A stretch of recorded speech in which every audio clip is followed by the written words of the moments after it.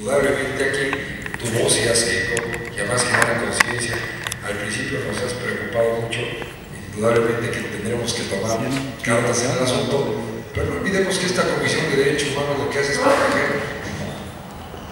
proteger derechos en contra de violaciones de autoridades por acción o omisión. No cabe duda que parte de este deterioro que existe en la naturaleza es originado por nosotros mismos y por la apatía de los servidores públicos.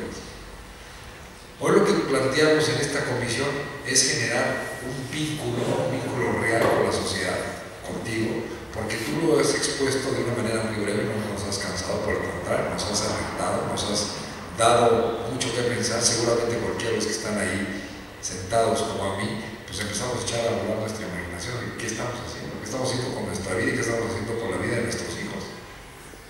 Y es por ello que nosotros, en la medida de nuestras posibilidades, estamos generando una cultura de defensa de los derechos humanos para que la gente tenga no nada más una educación en términos generales, sino una educación ambiental. El derecho a un medio ambiente sano es un derecho humano. Es un derecho humano que está en el artículo 4 de la Constitución, exigible al Estado para que lo proporcione.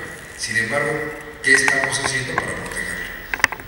Nosotros como comisión nos vamos a comprometer, nos hemos comprometido, para eso que lo que tú le llamas de la armonización, de poder, la norma, la ley, que verdaderamente sea dinámica, que sea funcional. Y si no es dinámica, que no es funcional, no sirve. No sirve, no vamos a avanzar, al contrario, nos va a detener el desarrollo que podemos tener como sociedad.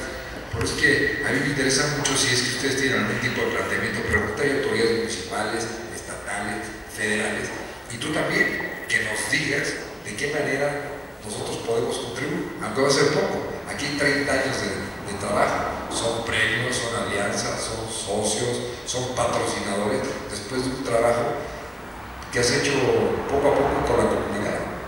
Ya voltea a ver el gobierno, volteamos a ver los organismos públicos de derechos humanos, me refiero al gobierno de los 3 órdenes, pero cuando ya todo esto está formado. Pero en un principio, ¿quién creía en eso?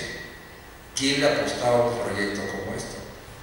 Yo, como te comentaba, estos foros de participación ciudadana tienen varias intenciones, y una de ellas es de capacitarnos a nosotros como funcionarios de los derechos humanos, que estamos a veces muy lejanos de proporcionar esta cultura de promoción y respeto en esta interdependencia de los derechos. Entonces, esto tiene que ver con el derecho a la vida, tiene que ver con el derecho a la salud, tiene que ver con el derecho a la alimentación. En la semana que entra nuestra Constitución Política cumple 96 años de que se promulgó aquí en el Teatro de la República, pionera en derechos sociales como la educación, el trabajo.